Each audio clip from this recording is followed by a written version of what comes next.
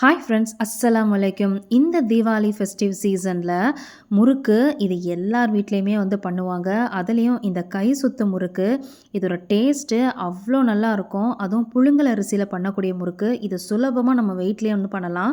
இது எப்படி பண்ணுறதுன்னு இந்த வீடியோவில் பார்த்துடலாம்.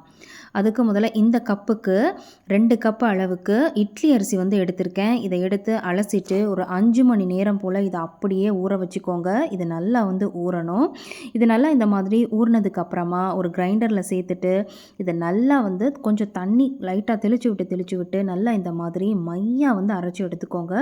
ரொம்ப தண்ணி சேர்க்கக்கூடாது. லைட்டாக தெளித்து விட்டு சேர்த்துக்கோங்க. இப்போ நம்ம இந்த மாதிரி ஒரு 1/4 கப் அளவுக்கு உளுந்து எடுத்து நல்லா செவக்க வறுத்துட்டு ஸ்டவ் ஆஃப் பண்ணிட்டு 1/4 கப் அளவுக்கு பொட்டுக்கடலையும் சேர்த்து வறுத்துட்டு நல்லா பொடி பண்ணி எடுத்து வச்சுக்கலாம்.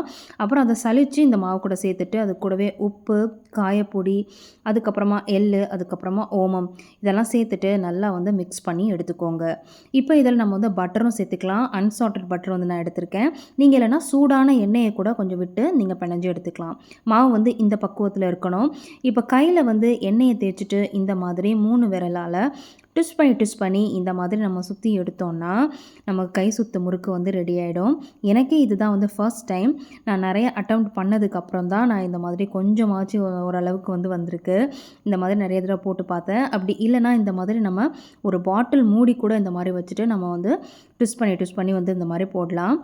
அப்படி இப்படி போட வரலைனாலும் ஒன்றும் பிரச்சனை இல்லை. நம்ம வீட்டில் எல்லார் வீட்லேயுமே வந்துட்டு முறுக்கு வந்து இருக்கும். நம்ம அதில் கூட வந்து போட்டு எடுத்துக்கலாம். அப்படி இல்லைன்னா இந்த கை சுத்து முறுக்கு மாதிரி இந்த மாதிரி அச்சுலாம் வந்து கிடைக்குது.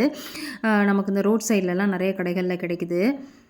அதில் வந்து இந்த மாதிரி நான் மாவு போட்டுட்டு இந்த மாதிரி அதில் வந்து இப்படி சுற்றி எடுத்தோன்னா நமக்கு வந்து அப்படியே அந்த கை சுத்து முறுக்கு மாதிரியே வந்து அந்த ஷேப்லேயே வந்து வருது.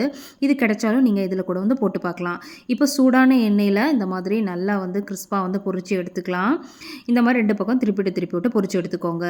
இப்போ நம்மளோட சூப்பரான கை சுத்து முறுக்கு அட்டகாசமாக ரெடி ஆயிடுச்சு. இது சாப்பிட்றதுக்கு அவ்வளோ டேஸ்ட்டாக இருக்கும். இது பண்ணுறதும் ரொம்ப ரொம்ப சுலபமாக பண்ணிடலாம். இது நம்ம கையால் சுற்றுனது, இது நம்ம அந்த அச்சு வச்சு சுற்றுனது. நீங்களும் இதை உங்கள் வீட்டில் கண்டிப்பாக ட்ரை பண்ணி பாருங்கள். பாய்.